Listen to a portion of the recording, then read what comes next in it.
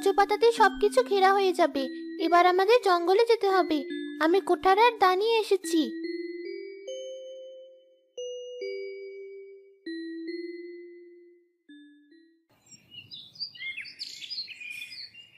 কি সুন্দর দেখতে এই গাছ। বাবা, আমি তুলে নেই গাছটা, পারে গিয়ে লাগিয়ে দেব।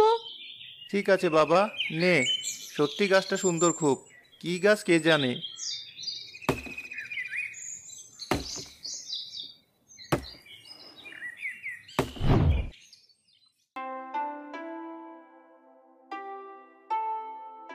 সবকিছু শেষ, এবার ঘরটা ঠিক করি। উপরে ছাউনিতে কলাপাতা দিয়ে দিব। মা, তুই এক কাজ কর, জঙ্গলে পাওয়া ছোট্ট গাছটা লাগিয়ে দে উঠোনে। ঠিক আছে।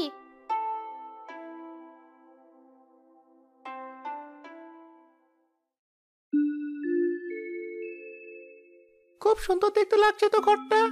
আমাদের আর কষ্ট করে অন্য বাড়িতে যেতে হবে না। তুই ঠিক বলেছিস ভাই। মা বিকাল হয়ে এসেছে, সকাল থেকে কিছুই খাইনি। কলসে অল্প কিছু চাল ছিল, চালে তো পানি যেতে পারেনি। আমি তোদের ভাত রান্না করে দিচ্ছি। শুধু ভাত কিভাবে খাবো? আমি তোমাকে কিছু শাক জোগাড় করে দিচ্ছি, সেটা রান্না করো। ওই দেখো, ওখানটা শুকিয়ে গিয়েছে। তবে তাই কর।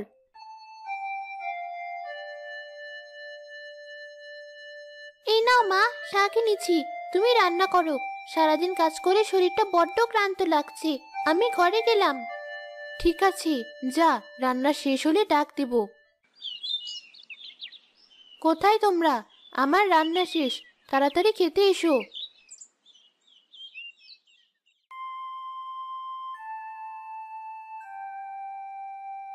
গিন্নি, ছাগলটাকে তাড়াও।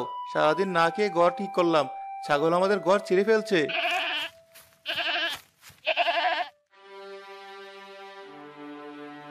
আমাদের ঘর দেখে ওপাশ থেকে ছিঁড়ে ফেলেছি। এত কষ্ট কি তবে বিফলে যাবে? জানি না গিন্নি, সৃষ্টিকর্তা তুমি একটা ব্যবস্থা করে দাও। কিভাবে আমি সংসার চালাবো? তোমরা কি আমাকে একটু সাহায্য করবে? আমি খুব অসহায়, ঠিক মতো দুটো খেতে পারি না। মা, ওনাকে দুটো ভাত দাও। ওনার মুখটা কেমন শুকনো দেখাচ্ছে। হাঁড়িতে তো একটা ভাতও নেই। যে ভাত ছিল তা তোদের তিনজনকে দিয়েছি। তার মানে আজ তুমি না খেয়ে থাকবে মা? কিছু করার নেই বুড়িমা, আমরা খুব অসহায়। তোমাকে দেওয়ার মতো আমাদের কিছুই নেই। কালকের ঝড় বৃষ্টিতে ঘরটাও ভেঙে গিয়েছে।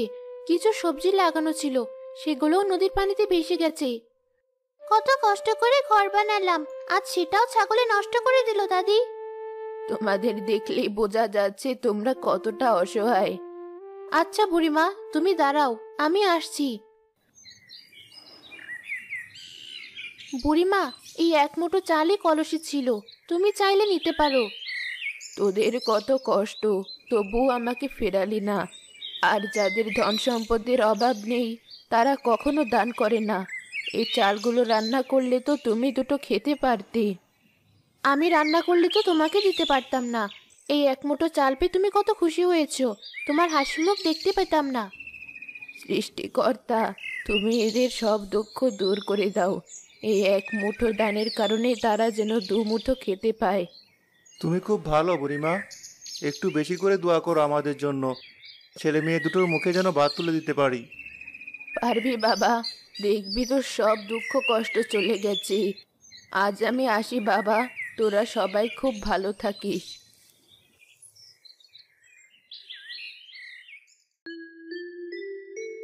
ও মা, এই গাছটা একদিনে কত বড় হয়েছে। গাছে দেখি অনেক ফুল ফুটেছে, তাও রক্ত জবা। মা, একা একা কি বলছো তুমি? ও মা, আমাদের বাড়িতে রক্তজবা ফুল গাছ কিভাবে আসলো? আর একদিনে বড় হয়ে ফুলও ফুটেছে। এটা তো কাল যে গাছটা লাগিয়েছিলাম সেটা না? একদিনে কত বড় হয়েছে। তার মানে কি এটা জাদুর গাছ? এ কি দাদি, আপনি? ভালো হয়েছে এসেছেন, আপনাকে দেখে বেশ ভালো লাগছে। হ্যাঁ দিদি ভাই, দূর থেকে দেখলাম তোরা অনেক চিন্তা করছিস। তা কি নিয়ে তো চিন্তা করছিস তোরা? আমরা কাল জঙ্গল থেকে একটা গাছ এনে লাগিয়েছিলাম। গাছটা দেখে একদিনে বড় হয়ে গিয়েছে, আর তাতে রক্তজবাও ফুটেছে। আরে পাগলি, এটা নিয়ে চিন্তা করার কি আছে? তোরা যে আমাকে এক মুঠো চাল দান করেছিলি তার শক্তি। এক মুঠো দানের শক্তিতে একটা গাছ এক রাতে বড় হয়ে গেল। আসলে আমি মানুষ নই, আমি এক পরী। আমার এক মুঠো চালের প্রয়োজন ছিল, তখন আমার জাদু কাজ করছিল না। কি বলছো তুমি পরি? তারপর আমি অনেকজনের কাছে গিয়েছিলাম সাহায্য চাইতে, কিন্তু কেউ আমাকে সাহায্য করেনি। যাদের কাছে গিয়েছিলাম তারা সবাই ধনী ছিল, কিন্তু মন থেকে অনেক ছোট। আসলে ধনী মানুষেরা এমনই। আমরা গরিব মানুষদের পাশে কেমন অবস্থায় আছি, দুটো খেয়েছি কি না কিছুই খোঁজ করে না। কখনো যদি সাহায্যের জন্য যাই তাহলে অপমানিত হতে হয়। তোমরা যদি কখনো ধনী হয়ে যাও তবে গরিবদের সাথে তোমরাও। না পরি, কি বলছো তুমি?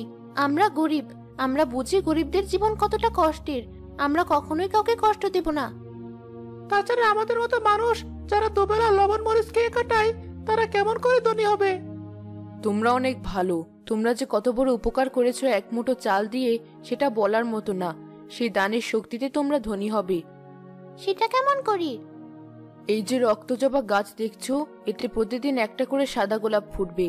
সেটা ছিঁড়ে হাতে নিলে পরিণত হবে একটা সোনার মুদ্রায়। কি আজব কথা বলছো পরি! সত্যিই তো গাছে একটা সাদা গোলাপ ফুটে আছে। এতে আমার হাত নেই, এটা তোমাদের দানের শক্তি। যতদিন তোমরা অন্যকে সাহায্য করবে, দান করবে, ততদিন এই গাছ তোমাদের সাথে থাকবে। আমি আসি। বাবা, তুমি সাদা গোলাপটা ছেড়ো দেখি।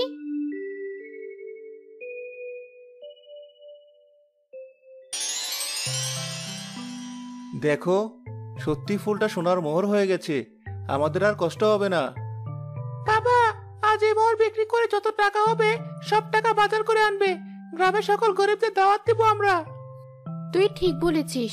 আমাদের মতো কত অসহায় আছে, না জানি কতদিন ভালো মন্দ খায়নি। আমরা তো বছরে একদিন মাছ মাংস খাই। তবে আমি আর দেরি করছি না, গেলাম মোহরটা নিয়ে। রাসেল সোনার মোহর বিক্রি করে বেশ কিছু টাকা পায়।